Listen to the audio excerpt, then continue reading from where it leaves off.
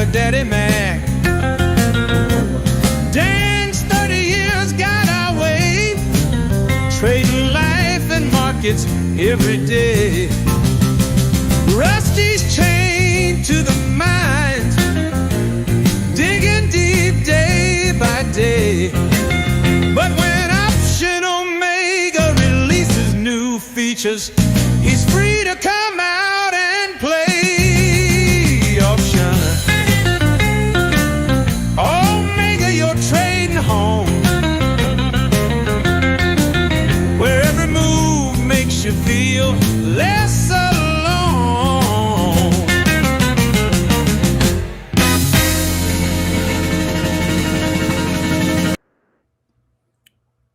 Beep, beep, beep, beep, beep, beep, beep, beep, beep, beep, beep, beep, beep, beep, beep, beep, beep. Yeah, that's right. Breaking Welcome, news, Kurt. everybody. Yeah. We're just jumping straight into it. Markets in turmoil, going straight there. Front page news right now. Abercrombie and goodness. Fitch shares plunge 17% as the retailer cuts its holiday guidance. Now, let me just dig into the three things of this, and then we can talk about this. The key points are Lululemon, Birkenstock, and Savers Value Village. American Eagle and Abercrombie and Fitch were among the retailers to announce early holiday results ahead of the ICR conference in Orlando, Florida. The results, for the most part, showed solid growth across the board, but largely met expectations. Both Lululemon and Savers Value Village didn't raise their guidance, while Abercrombie cut the high end of its guidance. Overall, many analysts expect the holiday shopping season to show decent growth, but with higher prices, they expect volume to be largely flat. Have a great day, everybody. Happy And we're trading. out. Also, we're going to sue the Federal Reserve and put them in prison. I think that's what happened last night. Well, I think that the Abercrombie news is probably bigger, right? Well, obviously, it's front page on CNBC. But Dan, did you hear about this last night? Which one? Well, that's a good question. Well done, Jay Powell.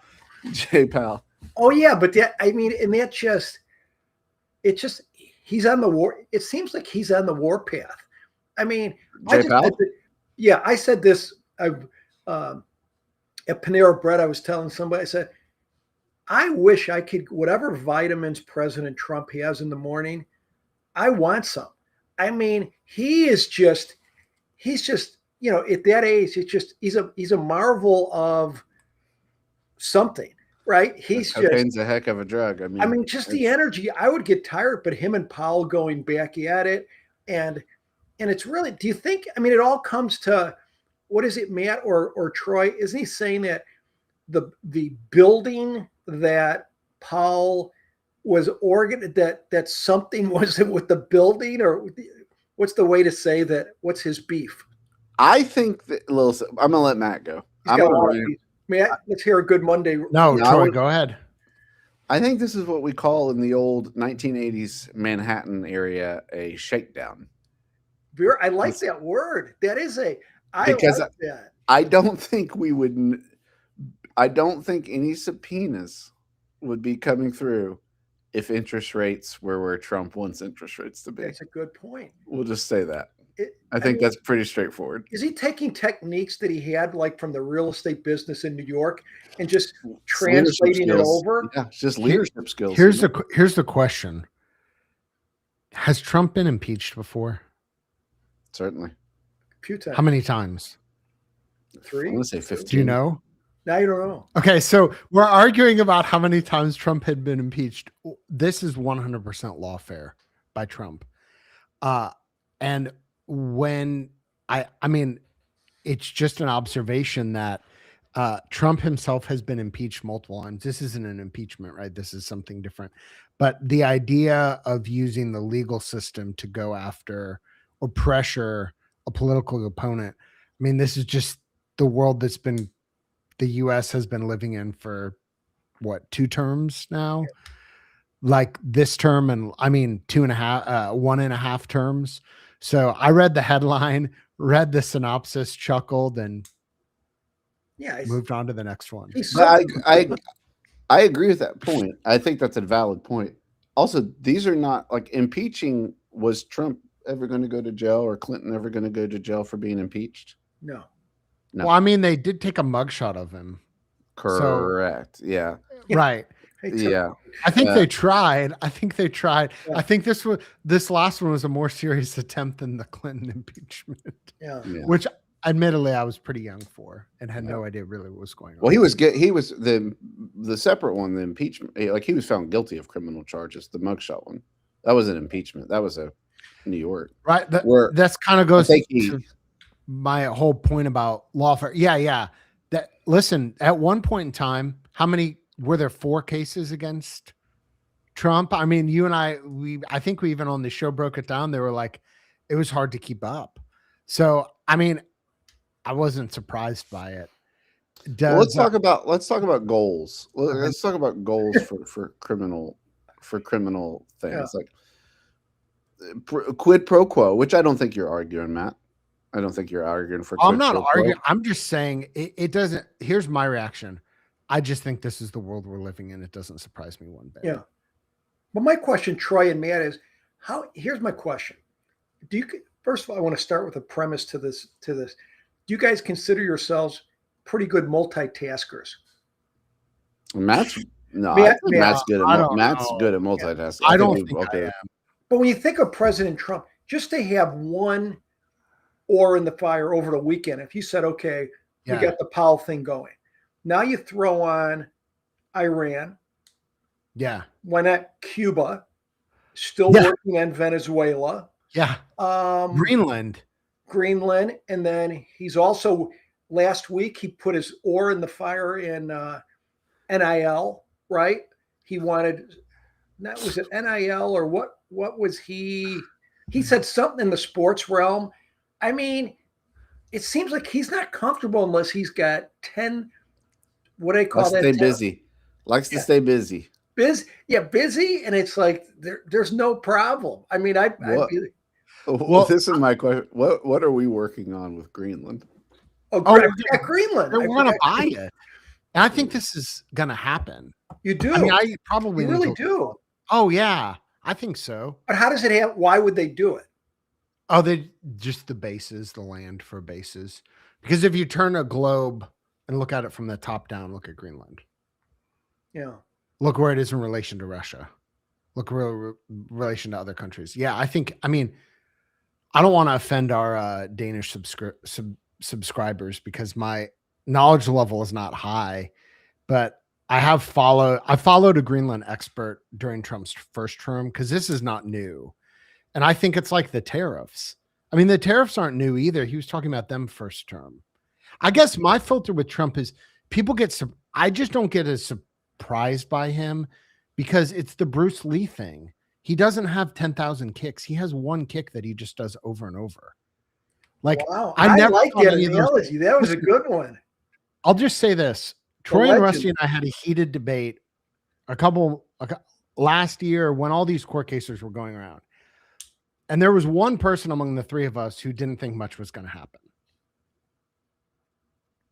I'm not saying that person was right, but I don't think much happened. I just don't get hold on. This is a revisionist. This is a revisionist. Hold on. I got to get to this. This is important in front of everybody. What was the thing that didn't happen that you were not surprised it didn't happen? There were 4 cases against him legally, like election interference, the Sunni cases. And I think we're like, is he going to be in jail? I was like, no, he's not going to be in jail. And he got as close to a mugshot. And I think where we all agreed was it really depends on who the president is. Because if Trump wasn't president right now, if Trump wasn't president, he might be in jail, right? Maybe. I don't know. It doesn't matter now. It does. That question to me is not even relevant because it didn't happen. It's like it just didn't happen. My guess is this. Let's go for Greenland. My guess is there's going to be a financial deal. And the U.S. is going to force Greenland through some sort of financial pressure, trade deal, maybe direct appeal to the citizens. I think there's a good chance. I would bet I need to look at what the odds are. If anybody, I haven't even looked at the chat here. Let's see. I think you guys punditry is insufferable. Please change the subject. Listen, we're chopping up for 15 minutes. We're just giving you our take on things. Like, I'm not even taking a position on Greenland. I'm just saying I think it's going to happen and that I don't get surprised by Trump. I'm not saying I endorse or don't endorse the different things he does. So if you call that punditry, I guess it's punditry. I usually think of punditry is taking an opinion on something and saying I agree or I don't agree. But I think there's a good chance, I would say from an options perspective, from an odds perspective, I think there's a good chance the US gets Greenland. That's all I'm saying. Well, the beauty of it now is that with anything in life, you can bet on anything. There's probably a poly market on whether we talk about Greenland anymore. I mean, that's the beauty of betting. There probably is somebody should go make a poly market on the Option Omega show. Yeah. And the topic and how long we're going to go. So here's my point. The market, theoretically, the market's in a hard spot because market wants lower interest rates. Yes. It's fuel to the fire, right? Yes. Also, I think the market also understands that it's not great to get lower interest rates this way. Why do you say that? Well, and what do you mean when you say this way? You mean Trump browbeating and lawfaring Powell into lower interest rates? Yeah, I think direct. That's what I would say he's doing. I'm not like, hey, I've said before, Ron Paul 2008, baby, like in the Fed. But I think that realistically, most people want an independent Fed. That's my theory. Absolutely. When you say most people, business companies, most people who have responsibility for capital. Yeah, that's the way to define it, because I don't even think most Americans really know what the Fed does. I think your clarification is right on. People who know what the Fed does want an independent Fed. Right. That's the way to say it. Agreed. Hard agree. So we'll see. I mean, to the point, and again, listen, the thing about no one knows anybody's politics or anything like that. The punditry, listen, if you don't like punditry, you're in the wrong world at this point, because everybody talks about everything all the time. And that's the whole point of American politics, is it dictates everything, for better or for worse. So, but here's the deal. We have market down, not as down as much as I thought it would have been. What do you think is it? Let's see. So we're down 40. Is this, oh my gosh, metals. Is this, because metals is yeah. I mean, listen, I'll just detour. I sold most of my PGM stocks, and platinum is back. I mean, I don't know if this is all-time high, but I'd have to scroll out on my chart really far to find higher platinum and palladium prices. I looked the other day.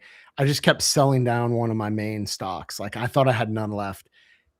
It's back to my second highest position because these metals just keep going berserk. And I'm not really, I have some gold, a little bit of gold miner exposure. Silver's up 7, gold's up 2, platinum's up 4, palladium's up 3. I mean, these are meme stock moves. Sorry. So I got distracted by the metals chart. The crazy thing about futures, we're down 40. That's like 0.5% right now, because it's so, this is all, do you think this is because of Trump browbeating? Well, Dan, lawfaring. Dan, I think I mean, if the theory holds that people don't want this to happen in this way, the browbeating stuff, the shakedown, as Troy coined earlier, are they like bond traders? Do they raise interest rates to punish this idea? They definitely have done that before. If you've ever known bond vigilantes, yeah. I mean, Dan, did you ever interact with any bond traders? They seem like the scary guys, the Delta. No, I haven't. Guys. I mean, the only interaction with anybody that had anything to do with bonds at the Board of Trade, even though they had some big products that traded at the Chicago Board of Trade, the big bond products. But the closest I came to that is when I would take a break. The CBOE is right behind the Chicago Board of Trade building, or it was, or still is. But as I would walk to take a break or walk around the block or something, Rick Santelli, is that his name? Yeah, little Rick Santelli, who I think is phenomenal. He'd come out from the Board of Trade, have a cigarette, and he would talk about the bonds or whatever, trying to make the bonds exciting, but don't know much about. I know they were huge products, and they trade. The size there was just, isn't the size of the bond market like dwarfs the stock market? Would that be a fair comparison? Oh yeah, and you got a sense of it. We talked about this Liberation Day, you got a sense of it. That the bond guys are the ones who put an end to the tariff pause. I think we all said this when it came in, because interest rates started really messing around, and Trump said as much. Trump said, I'd pay attention to the bond market, and I think the quote was, things were getting a little wonky. Yeah. Right. And so I think that's the quickest way to really, they're the ones driving stuff, is when the president of the United States is the one that's like, they did some stuff I had to stop tariff talk. But don't you think the thing with Trump right now, it's just, it's like the market by now, it took the market since liberation till today to figure out how to react to the President Trump stuff. What's the word they use? What's taco, or what's the thing? What's that? Taco. Is this any different? Taco. Trump always chickens out. Yeah. Is this any different? Is for pressing, the fact that they're going after Powell? Legal things like that, it take a while, right? But the other thing is, do you really think, and I hope Powell, to be honest with you, I hope he sticks his, whether you agree or don't agree. Yeah. I hope he sticks his ground, because I think people do want that independence. And I don't think it's a big deal. I don't think it's going to do much with the market, because nothing's going to happen today anyways, right? And I don't think, again, this is just a fight they've been going on and on and on, and just do what I want to do. They'll be best friends. If he would just do what he wanted him to do, he'd be at Mar-a-Lago for dinner, right? 100%. And that's a good point. Powell is fighting back, and I think that was the thing that kind of set the tone for it, because it would just be a news story otherwise, and people are like, oh, see what it is.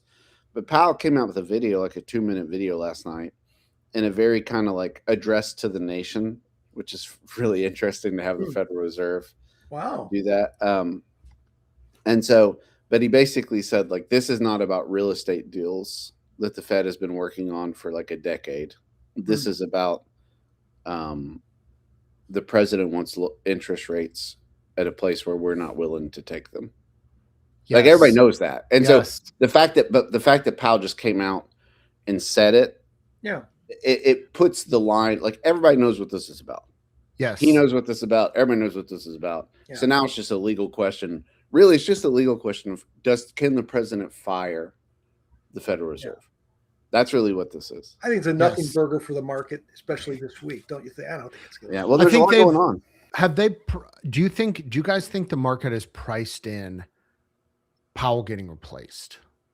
And if so, is that bullish because of lower rates? So, 2-part question. What do you think? I don't know. I don't know if people really have priced in lower rates yet, because I think it's just, I do think there's that element of the Fed that it really is actually an independent, kind of like the Supreme Court, where you get these conservative guys. My dog does not like FOMC. Dude, your dog is just weighing in. That's okay. I want to hear your dog's punditry. Well, he's 200 pounds of opinion. Yeah, he's the craziest libertarian I've ever met. Anyway,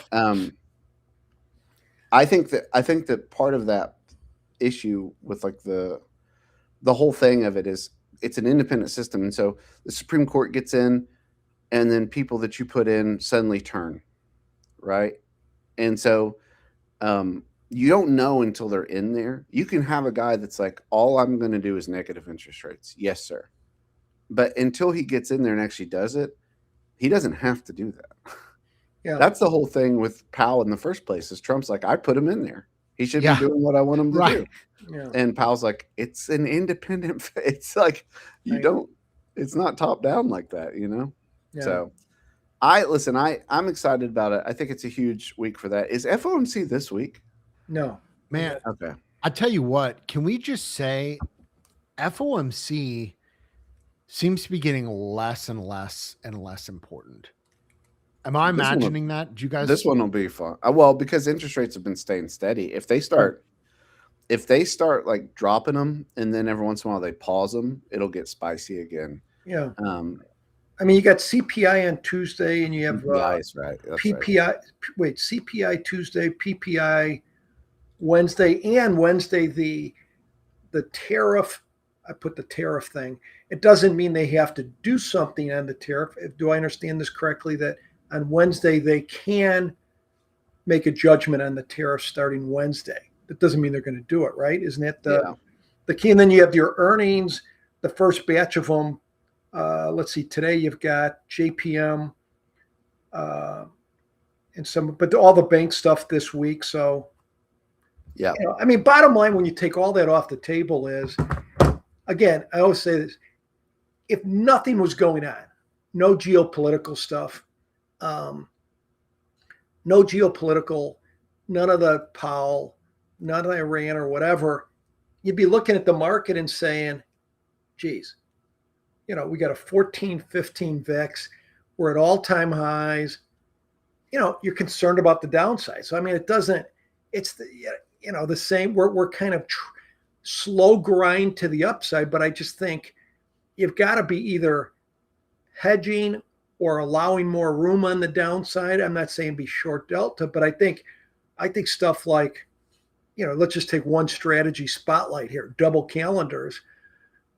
You know, I'd be very comfortable with double calendars in the low vol, just because it's just like, I just think I don't see us with earnings and everything. I don't see us going to 12 in the VIX unless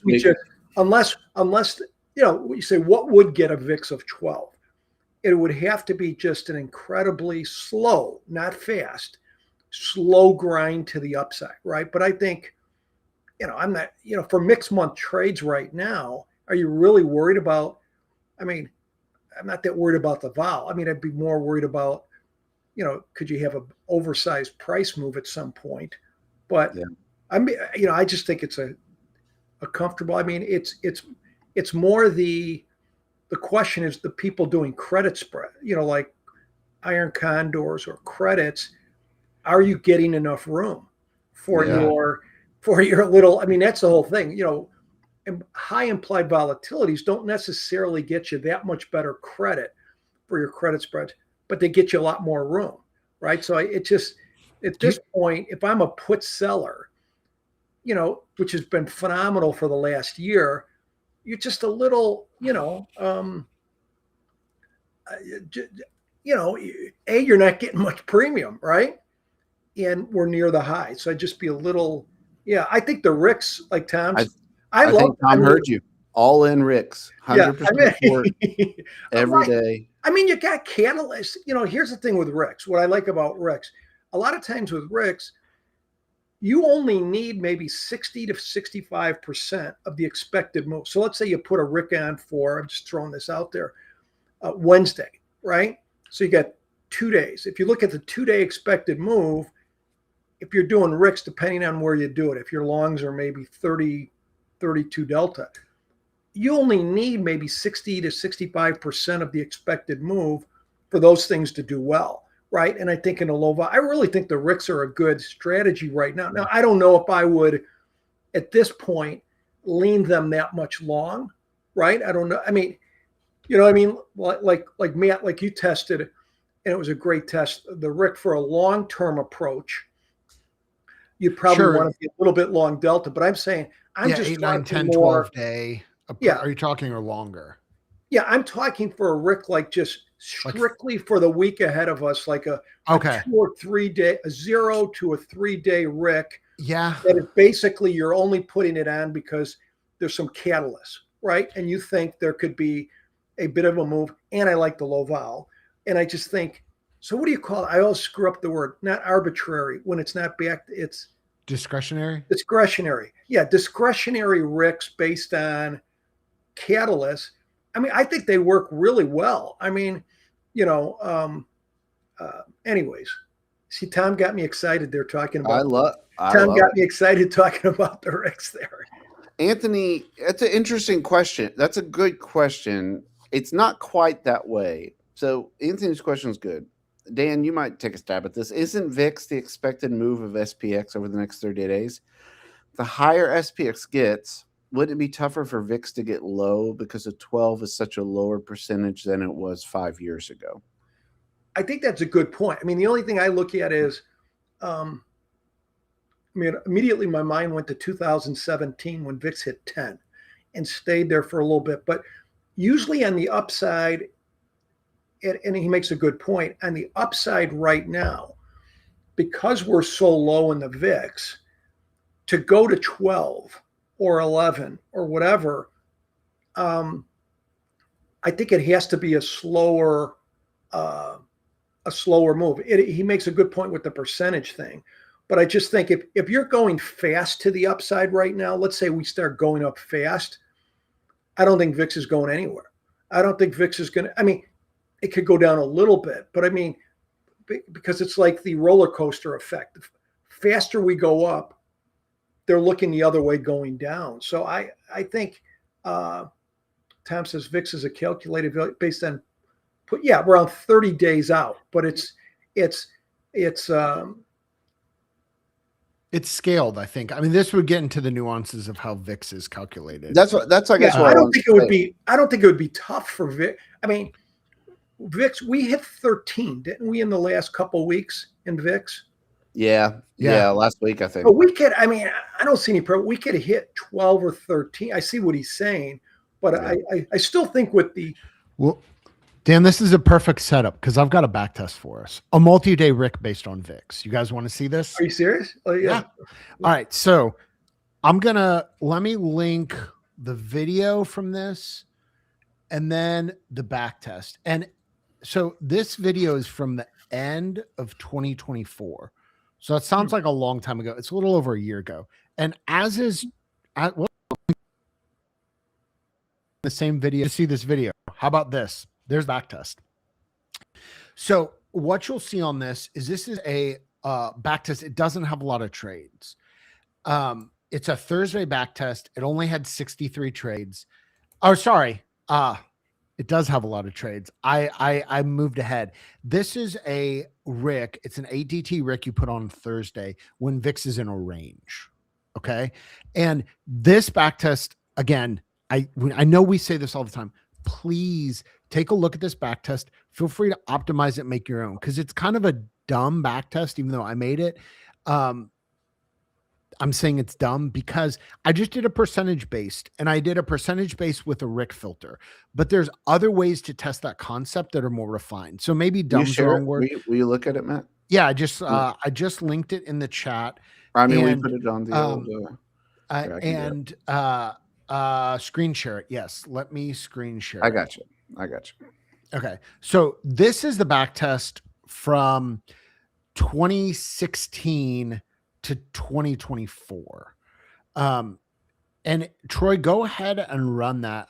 Can you scroll down a little bit so we can look at so you can see it crushed it in 24 and 23. It crushed it. It was positive every year. Go ahead and run that. Can you just run that for the last 2 years, Troy? And I'm just to set the deck. I'm just keeping the same allocation that we had in the video just to keep everything constant. Okay. Just to level set. And this bad boy had its first negative year in 2025, but not by too much. Like, it honestly wasn't too much. It was a mostly flat year. Now the market was up significantly. So this substantially underperformed the market in that year. Hey, it's back in green for 2026. Actually, no, we haven't had a trade yet, but this is the kind of the concept Dan was talking about a little bit about VIX ranges, not exactly what he was saying, but the idea with this is that it just goes on when VIX is in kind of a normal-ish range, not too high, not too low.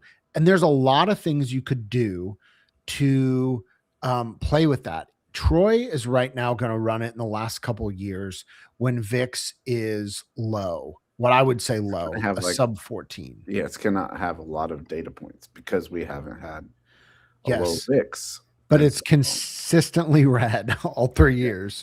Again, we haven't had any trades this year. This is counterintuitive to what people think a lot of times because, and Dan talks about this all the time. Dan says, people come to him and say, hey, I'm going to wait till the VIX is 90 and then I'm going to sell call spreads or put spreads. And Dan says, rightfully, wisely, I think, maybe you should wait till it went to 90 and now it's at 40. Right? Like that idea of saying like you want a little vol, but you don't want crazy vol, but you don't want no vol. Steve from Navigation talked, and I think it was last week's show. Yeah. He was saying he likes to sell the premium, but not at extremes. And it's kind of because things aren't stabilizing. One quick question on this. Have you looked at, I'm just thinking of this test to encompass a little more news events. Did you try running this, Matt, like every Tuesday or every Wednesday? Did Thursday work better than the other days? I think I just did Thursday because investigating, you put it on in the morning on Thursday. So you kind of get the benefit of a Thursday of a big move, which that doesn't make like a huge difference because it's 8 days. So because you would catch the news from the next week, Monday. Right. You get kind of 2 weeks of Thursday moves, which listen, that might not be helpful. You might get a big, but 8 days is enough. You could run it all sorts of things. You could run it as a 1 DTE would be interesting. Yeah. It would be interesting to run as a Thursday expiring on Monday. So you get the benefit of the weekend in there. There's a lot of different ways to slice up this idea, but I think multi-day RICs is a concept. 2 things. Multi-day RICs as a concept are pretty interesting. It's interesting to ratio them both directions. Cricks and pricks. You can ratio them more puts and more calls. I think that smooths out some portfolios. Also interesting to do them in leg groups. And I used to have some RICs that were leg group RICs. And what I mean by leg groups is in the Option Omega Backtester and the automation platform, you can break this up to where you enter it as one trade of 4 legs, and then you break it up into the call debit spread and the put debit spread and trade them separately. And I love that. I do too, Dan. I just love the idea. The problem is I haven't found in any of my RICs that it makes the back test better. I had a 0-day RIC that I used to use leg groups on, and it would take, because there's a lot of times, especially on Thursdays, where there's actually a lot of movement and then a lot of mean reversion. And so like there were times it would capture a profit target on the puts and then go back up to the calls. Like I got close on hitting a double profit target once. I never did. Obviously there's a million ways to set up back tests, but you make a great, and this is again, going back to the data. Yeah. My thought on it, generally I have taught, and we've looked at, as far as with these type of RICs, sell out one side. But part of it is, it's the allure, right? The allure, but has a low batting average. In other words, you have the RIC on, we go up. You sell out the call side, right? Then the market reverses back and you get a double hit. You get to sell out the put side. But the reality is it doesn't happen that much. So that's, when Matt said, hey, the back testing didn't support that trading it both ways, which would be kind of like gamma scalping, does better than just leaving it alone. And I agree with you. I mean, when I think back to my poor memory, but when I think back, I bet you that's, because a lot of times when you sell the call side, let's say you sell the call side first, a lot of times it keeps going, right? And then, yes. And then that put side that you could have got value for, you're getting nothing. So I think that's interesting that, and that's the thing is, that's the great thing when you have the data. You can go back and see is the way you're doing it, which takes more effort, maybe not more effort. You got the automation, but that it's better to just leave it. So you found just putting one number on the whole thing, Matt, works better in the back test. I did in my back test, but listen, I'm one. So I know this sounds crazy because Troy and I have been, this is we started Option Omega. The back tester went live in 2022. And there's even using it, we both use it all day, but we also run OO. So I wish I had hours a day to backtest. I don't. Here's the point. There's a couple concepts that I'm like, man, I really wish I had more time to investigate. And one of those concepts is a longer day, mean reversion, double profit target type setup. What I mean by that is having a rick like this for 30 days or 14 days or 60 days and trading, putting it on when the conditions warrant, and then trading both sides independently. And I'd really love to do some long-term investigating on that, because I think the data is really rich in that area, in which you can really bring even something simple. Like if you traded something like a strangle, like if you bought an iron butterfly, for instance, instead of selling it, are there back tests where over the long term you can make money by setting it up in a way to where if you get to the profit target on one side, it pays for the whole trade, and you just take that side off and let the other one run? That's a concept that I love. I've never fully explored in the tester. If anybody has, we'd love to put stuff like that on the show. Send us some ideas. We'll take a look at them. But I think there's a lot on these multi-day tests. My perception is that the management was always, there's a lot of rolling, there's a lot of credit selling, whatever. I think there's opportunity for looking at it from a debit perspective, where instead of the management being rolling, the management being essentially taking profit targets on partials and letting the other partial run, because the market does go up and down. If you could time that discretionarily, and listen, there's people that trade that way. People that trade that way every day on a scalping type basis. It's just an interesting concept. Yeah. That was a full yappuccino. So, well, listen, shout out Chris Mitchell with Caldwell. I love that full name. That's some smart, just putting the business into the name itself. I love that. I'm gonna let Matt. Would you do a re-entry after profit target hit on the 60-day Rick? I'm not sure what 60-day Rick. Yeah, DM Matt, or better yet, don't DM Matt. Yeah, post it in the Discord. Yeah, I'm not sorry. I'm not sure. The one we showed was that was an 8-day. 8-day. Yeah. Listen, but if questions like Anthony asked about VIX and things like that, if you've ever thought to yourself, OO show, they're sitting there talking about geopolitics. They clearly have sources in the CIA. I would feel dumb asking my simple question about options trading, which is what this show's about. Like they're not talking about that right now. Have I got a show for you?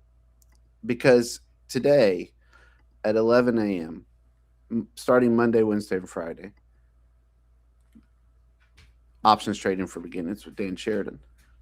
Now, Dan, I'm excited about this show, and my excitement kind of grows about it because I'm going to be honest, and I'm gonna have a little heartfelt conversation real quick with the crew, with the chat. So, chat, listen, I don't want you to feel like because there's a picture of babies in the background, this show's not for you. Because I'm gonna be honest, we start small account challenge. That'll be back tomorrow. More videos, tons of content. But I will say this: the questions I'm getting.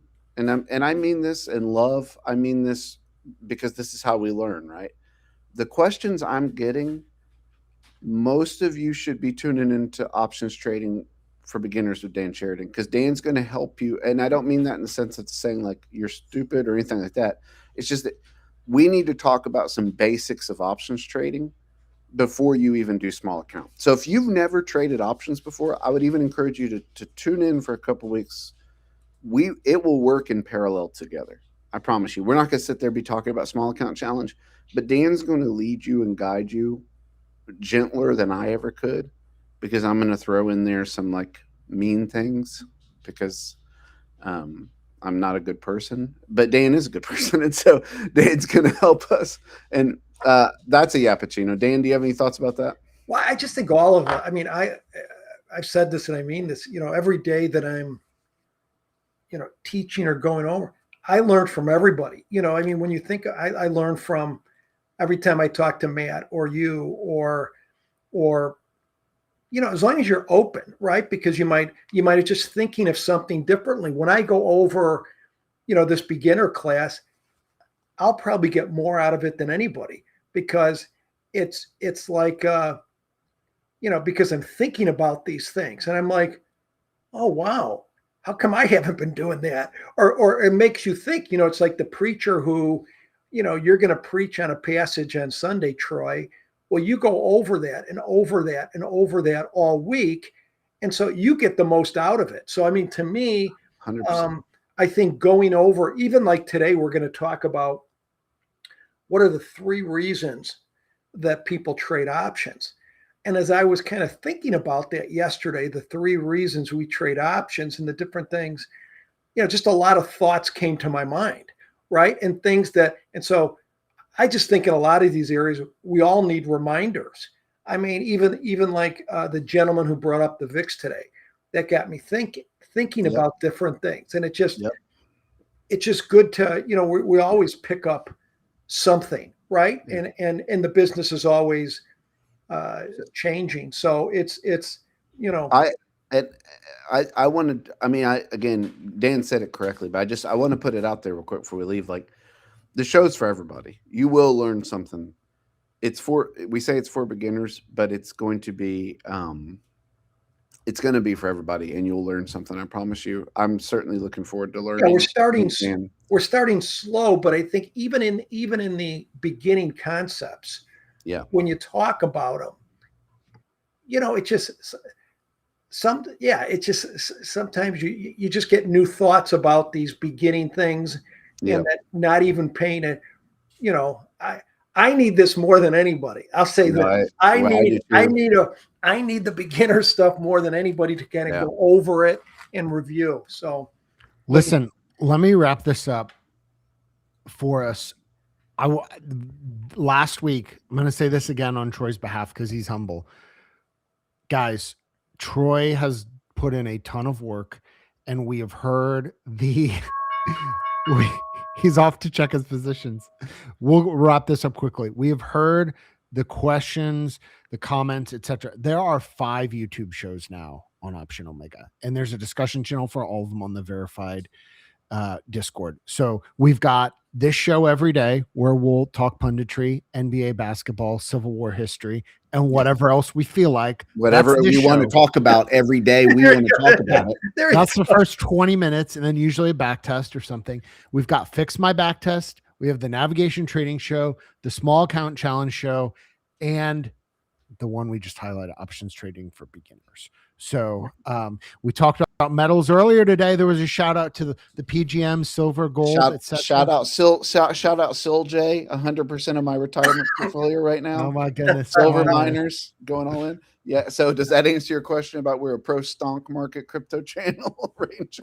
All right, guys, listen, have a great trading day. We will see, Dan and I will see you at 11 here on